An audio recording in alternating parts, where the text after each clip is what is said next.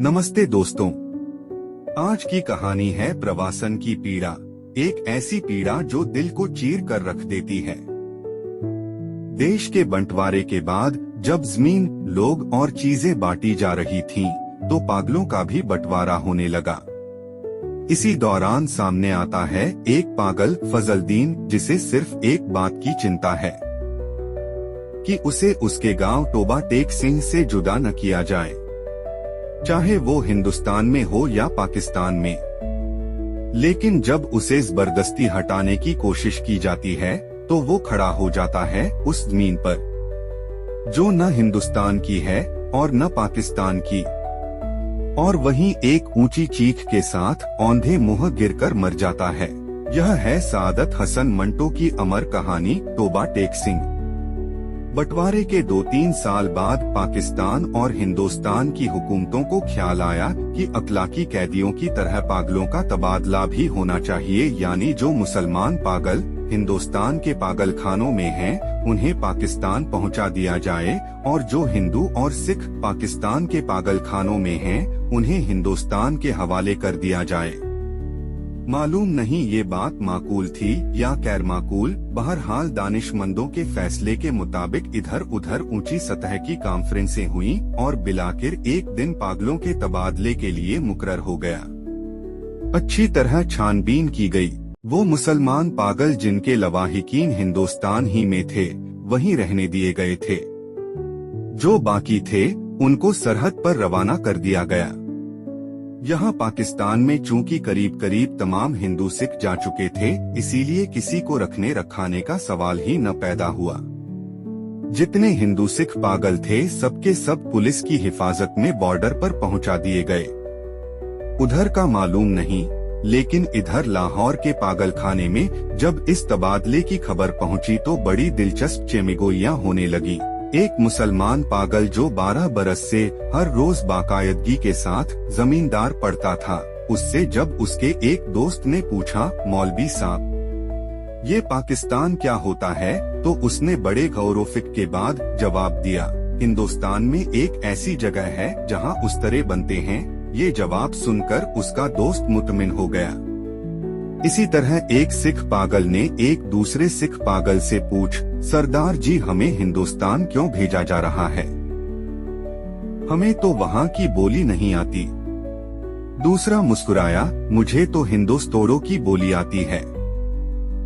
हिंदुस्तानी बड़े शैतानी अकड़क फिरते हैं। एक दिन नहाते नहाते एक मुसलमान पागल ने पाकिस्तान जिंदाबाद का नारा इस जोर से बुलंद किया कि फर्श पर फिसलकर गिरा और बेहोश हो गया।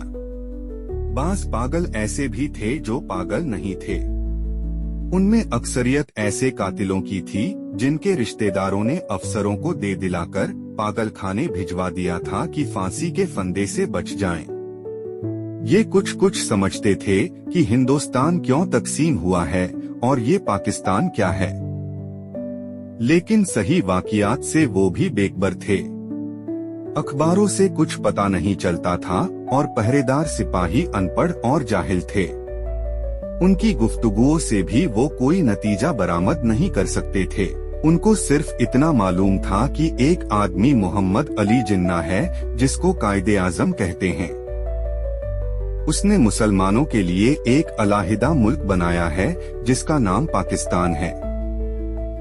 ये कहाँ है, उसका महलेव कुआं क्या है, उसके मुतल्लिक वो कुछ नहीं जानते थे।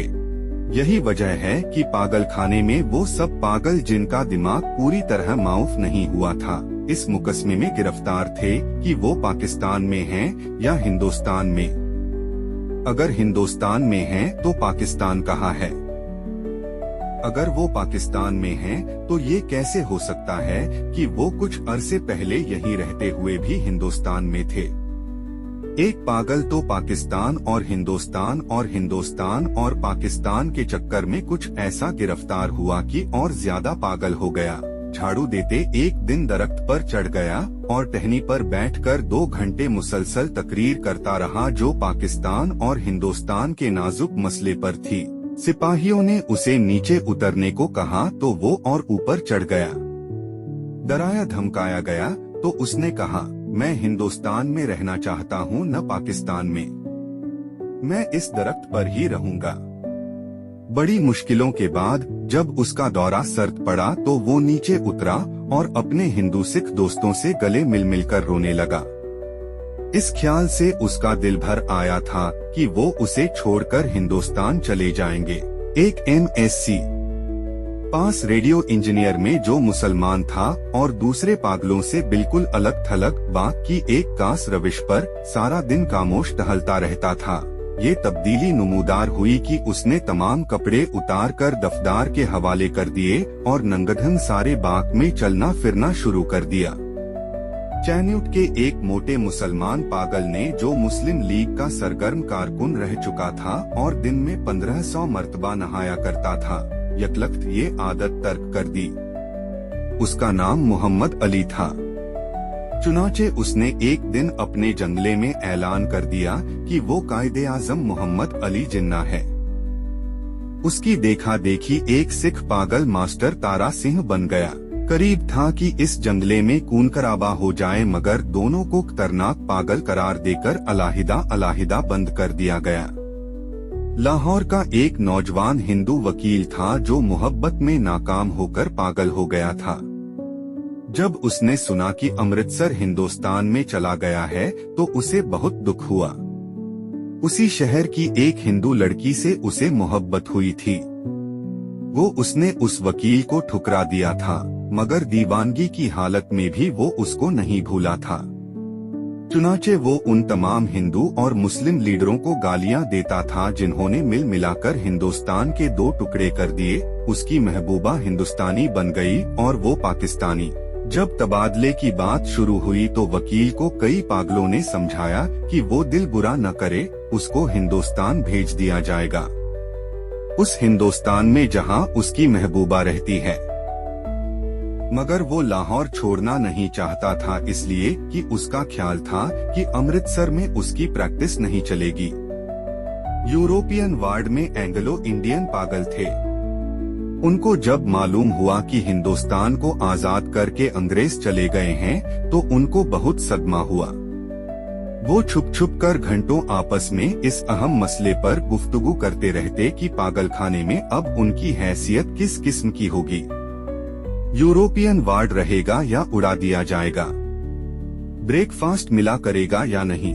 क्या उन्हें डबल रोटी के बजाय ब्लडी इंडियन चपाती तो जहर मार नहीं करना पड़ेगी? एक सिख था जिसको पागलखाने में दाखिल हुए 15 बरस हो चुके थे। हर वक्त उसकी जबान से ये अजीबोगरीब अल्फाज सुनने में आते थे। ऊपर दी गुड़ गुर्दी अनेक्स दी बे ध्याना दी मंगदी दाल उफ दी लालटेन देखता था रात को। पहरेदारों का ये कहना था कि 15 बरस के तवील अरसे में वो एक लहजे के लिए भी नहीं सोया, लेटा भी नहीं था। अलबत्ता कभी कभी किसी दीवार के साथ टेक लगा लेता था। हर वक्त खड़ा रहने से उसके पांव सूज गए थे, पिंडलियां भी फूल गई थीं, मगर उस जिस्मानी तकलीफ के बावजूद लेटकर आराम नहीं करता था। हिंदुस्तान, पाकिस्तान और पागलों के तबादले के मुतल्लिक जब कभी पागलखाने में गुफ्तगू होती थी वो गौर से सुनता था। कोई उससे पूछता था कि उसका क्या ख्याल है तो वो बड़ी संजीदगी से जवाब देता, ऊपर दी गुड़ गुर्दी अनेक्स दी बे ध्याना दी मंगदी wall of the Pakistan government. लेकिन बाद में ऑफ दी पाकिस्तान गवर्नमेंट की जगह of the Toba Tek Singh government ने ले ली और उसने दूसरे पागलों से पूछना शुरू किया कि टोबा टेक सिंह कहाँ है, जहाँ का वो रहने वाला है। लेकिन किसी को भी मालूम नहीं था कि वो पाकिस्तान में है या हिंदुस्तान में। जो बताने की कोशिश करते थे खुद इस उलझाव में गिरफ्तार हो जाते थे कि सियालकोट पहले हिंदुस्तान में होता था पर अब सुना है कि पाकिस्तान में है। क्या पता है कि लाहौर जो अब पाकिस्तान में है कल हिंदुस्तान में चला जाए या सारा हिंदुस्तान ही पाकिस्तान बन जाए। और ये भी कौन सीने पर हाथ रखकर कह सकता था कि हिंदुस्तान और पाकिस्तान दोनों किसी दिन सिरे से गायब ही हो जाएं। उस सिख पागल के केस छिद्रे होकर बहुत मुख्तसर रह गए थे। चूंकि बहुत कम नहाता था इसलिए दाढ़ी और सर के बाल आपस में जम गए थे, जिसके बायस उसकी शक्ल बड़ी भयानक हो गई थी। मगर आदमी बेजरर था। 15 बरसों में उसने कभी किसी से झगड़ा फसाद नहीं किया था। पागल खाने के जो पुराने मुलाजिम थे वो उसके मुतल्लिक जानते थे कि टोबाटेक सिंह में उसकी कई जमीनें थीं। अच्छा खाता पीता जमींदार था कि अचानक दिमाग उलट गया। उसके रिश्तेदार लोहे की मोटी मोटी जंजीरों में उसे बांध कर लाए और पागल खाने में दाखिल करा गए। महीने में एक बार मुलाकात के लिए ये लोग आते थे और उसकी खैर खैरियत दरियाफ्त करके चले जाते थे। एक मुद्दत तक ये सिलसिला जारी रहा, पर जब पाकिस्तान हिंदुस्तान की गड़बड़ शुरू हुई तो उनका आना बंद हो गया। उसका नाम बिशन सिंह था मगर उसे टोबाटेक सिंह कहते थे। उसको ये कतन मालूम नहीं था कि दिन कौन सा है, महीना कौन सा है या कितने साल बीत चुके हैं। लेकिन हर महीने जब उसके अजीजो अकारिब उससे मिलने के लिए आते थे तो उसे अपने आप पता चल जाता था। चुनाचे वो दफदार से कहता कि उसकी मुलाकात आ रही है।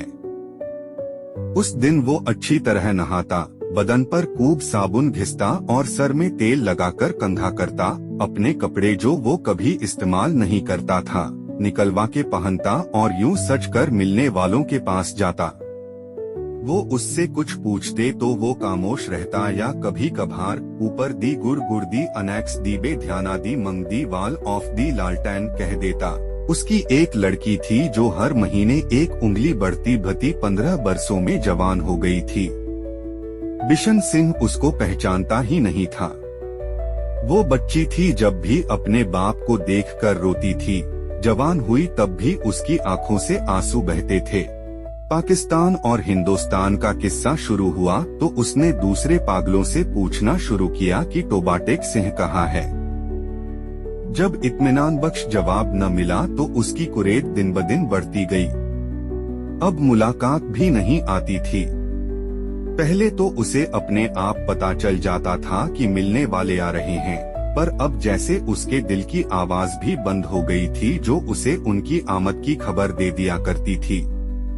उसकी बड़ी ख्वाहिश थी कि वो लोग आएं जो उससे हमदर्दी का इजहार करते थे और उसके लिए फल, मिठाइयाँ और कपड़े लाते थे। वो अगर उनसे पूछता कि टोबाटेक सिंह कहाँ है तो वो उसे यकीनन बता देते कि पाकिस्तान में है या हिंदुस्तान में, क्योंकि उसका ख्याल था कि वो टोबाटेक सिंह ही से आते हैं जहां उसकी जमीनें हैं। पागल खाने में एक पागल ऐसा भी था जो खुद को खुदा कहता था। उससे जब एक रोज बिशन सिंह ने पूछा कि टोबाटेक सिंह पाकिस्तान में है या हिंदुस्तान में तो उसने हस्बयादत कहकहा लगाया और कहा वो पाकिस्तान में है न हिंदुस्तान में, इसलिए कि हमने अभी तक हुक्म नहीं दिया। बिशन सिंह ने उस खुदा से कई मर्तबा मिन्नत समाजत से कहा कि वो हुक्म दे दे ताकि झंझट खत्म हो, मगर वो बहुत मसरूफ था इसलिए कि उसे और बेशुमार हुक्म देने थे। एक दिन तंगा कर वो उस पर बरस पड़ा। ऊपर दी गुड़ गुर्दी अनेक्स दी बे ध्याना दी मंग दी दाल ऑफ वाहे गुरुजी दा कालिसा एंड वाहे गुरुजी की फतह। जो बोले सो निहाल, सत श्री अकाल। उसका शायद ये मतलब था कि तुम मुसलमान के खुदा हो, सिखों के खुदा होते तो जरूर मेरी सुनते। तबादले से कुछ दिन पहले टोबाटेक सिंह का एक मुसलमान जो उसका दोस्त था मुलाकात के लिए आया। पहले वो कभी नहीं आया था। जब बिशन सिंह ने उसे देखा तो एक तरफ हट गया और वापस जाने लगा, मगर सिपाहियों ने उसे रोका। ये तुमसे मिलने आया है, तुम्हारा दोस्त फजलदीन है। बिशन सिंह ने फजलदीन को एक नजर देखा और कुछ बड़बड़ाने लगा। फजलदीन ने आगे बढ़कर उसके कंधे पर हाथ रखा। मैं बहुत दिनों से सोच रहा था कि तुमसे मिलूं, लेकिन फुर्सत ही न मिली। तुम्हारे सब आदमी कैरियत से हिंदुस्तान चले गए। मुझसे जितनी मदद हो सकी मैंने की। तुम्हारी बेटी रूप कौर। वो कुछ कहते कहते रुक गया। बिशन सिंह कुछ याद करने लगा। बेटी रूप कौर। फजलदीन ने रुक रुक कर कहा, हाँ वो भी ठीक ठाक है, उनके साथ ही चली गई। बिशन सिंह खामोश रहा। फजलदीन ने कहना शुरू किया, उन्होंने मुझसे कहा था कि तुम्हारी कैरियत पूछता रहूं। अब मैंने सुना है कि तुम हिंदुस्तान जा रहे हो। भाई बलबीर सिंह और भाई बधावा सिंह से मेरा सलाम कहना, और बहन अमृत कौर से भी भाई बलबीर से कहना फजलदीन राजी खुशी है। 2 भूरी भैंसें जो वो छोड़ गए थे उनमें से एक ने कट्टा दिया है और दूसरी के कट्टी हुई थी, पर वो 6 दिन की होके मर गई। और मेरे लायक जो खिदमत हो कहना, मैं हर वक्त तैयार हूँ। और ये तुम्हारे लिए थोड़े से मरोंडे लाया हूँ। बिशन सिंह ने मरोंडों की पोटली लेकर पास खड़े सिपाही के हवाले कर दी और फजलदीन से पूछा, तो बाटेक सिंह कहाँ है? फजलदीन ने कदरे हैरत से कहा, कहाँ है? वही है जहाँ था। बिशन सिंह ने फिर पूछा, पाकिस्तान में या हिंदुस्तान में? हिंदुस्तान में। नहीं नहीं, पाकिस्तान में। फजलदीन बौखला सा गया। बिशन सिंह बड़बड़ाता हुआ चला गया। ऊपर दी गुड़ गुड़ दी अनेक्स दी बे ध्याना दी मंग दी दाल of Pakistan and Hindustan of दी दुर्फटे मुह। तबादले की तैयारियां मुकम्मल हो चुकी थीं। इधर से उधर और उधर से इधर आने वाले पागलों की फहरिस्तें पहुंच गई थीं और तबादले का दिन भी मुकर्रर हो चुका था। सख्त सर्दियां थीं जब लाहौर के पागलखाने से हिंदू सिख पागलों से भरी हुई लारियां पुलिस के मुहाफिज दस्ते के साथ रवाना हुई। मुतअल्लिका अफसर भी हमराह थे। वाघा के बॉर्डर पर तरफैन के सुपरिंटेंडेंट एक दूसरे से मिले और इब्तिदाई कार्रवाई खत्म होने के बाद तबादला शुरू हो गया, जो रात भर जारी रहा। पागलों को लारियों से निकालना और उनको दूसरे अफसरों के हवाले करना बड़ा कठिन काम था। बास तो बाहर निकलते ही नहीं थे। जो निकलने पर रजामंद हुए थे उनको संभालना मुश्किल हो जाता था, क्योंकि इधर उधर भाग उठते थे। जो नंगे थे उनको कपड़े पहनाए जाते, वो फाड़कर अपने तन से जुदा कर देते।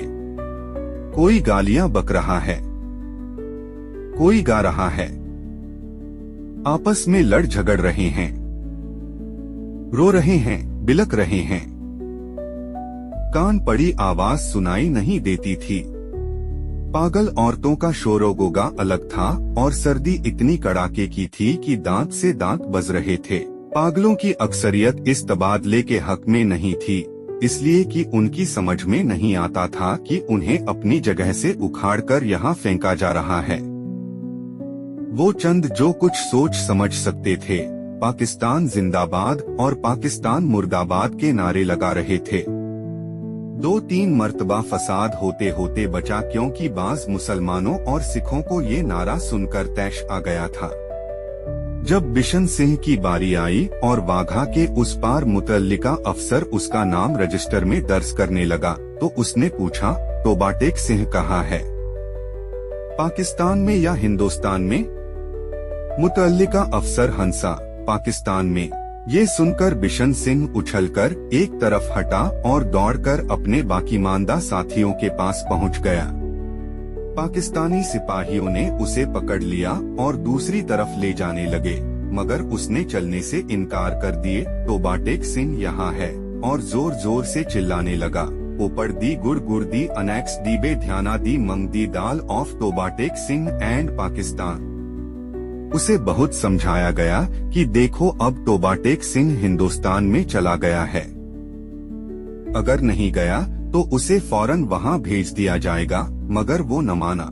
जब उसको जबरदस्ती दूसरी तरफ ले जाने की कोशिश की गई तो वो दरमियान में एक जगह इस अंदाज में अपनी सूजी हुई टांगों पर खड़ा हो गया जैसे अब उसे कोई ताकत वहां से नहीं हिला सकेगी।